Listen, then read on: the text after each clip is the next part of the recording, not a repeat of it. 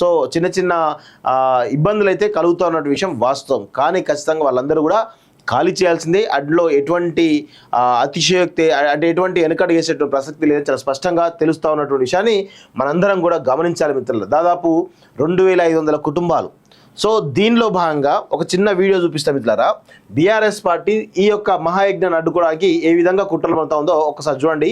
చాలా క్లియర్గా చూస్తే మీకు క్లియర్గా అర్థమవుతుంది. మిమ్మల్ని ఎక్కడో చూసినట్టుందండి.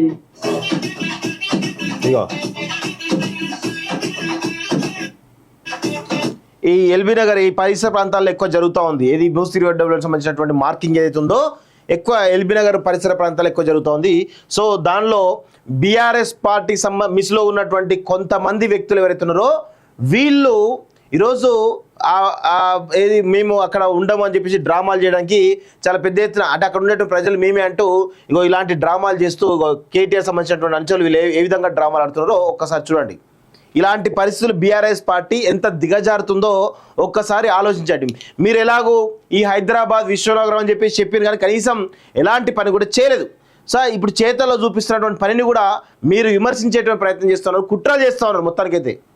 సో హైదరాబాద్ డెవలప్ కావడం అనేది కేటీఆర్కు ఇష్టం లేదు అనేది చాలా స్పష్టంగా అర్థమవుతుంది. అందుకే వాళ్ళ కార్యకర్తలతోటి డ్రామాలు ఆడిపించి ఏదో అయిపోయింది అనేటువంటి దాంట్లో ఆయన డ్రామాలు ఆడుతూ ఉన్నాడు. సో ఇది మంచి పద్ధతి కాదు అని చెప్పేసి కూడా చాలా క్లియర్గా మేము చెప్తా ఉన్నాం. సో ఇది పరిస్థితి అండి. ఇలాంటి బీఆర్ఎస్ పార్టీ కార్యకర్తలు వాళ్ళ ముసుగులతోటి వస్తూ ఉన్నటువంటి విషయాన్ని మనందరం కూడా గమనించాలి మిత్రులారా. వాళ్ళు ప్రజలు రెచ్చగొడుతూ ఉన్నారు. ప్రజలు రెచ్చగొట్టి వైషమ్యాలు సృష్టించి మొత్తానికైతే వచ్చేటువంటి అధికారులు అసలు ప్రజలు అడ్డుకుంటలేరు. ప్రజలు స్వచ్ఛందంగానే రిసీవ్ చేసుకుంటున్నారు. కానీ ఇక్కడ ఉన్నటువంటి బీఆర్ఎస్ పార్టీకి సంబంధించినటువంటి నాయకులు ఎవరుతున్నారో వీళ్ళే అడ్డుకొని మొత్తానికి అక్కడ గొడవ సృష్టించే ప్రయత్నం చేస్తూ ఉన్నారు. కాబట్టి ప్రభుత్వం కూడా కొంత సీరియస్గా దీనిపైన దృష్టి సారించాలని చెప్పేసి కూడా నేను కోరుతా ఉన్నాను మిత్రులారా.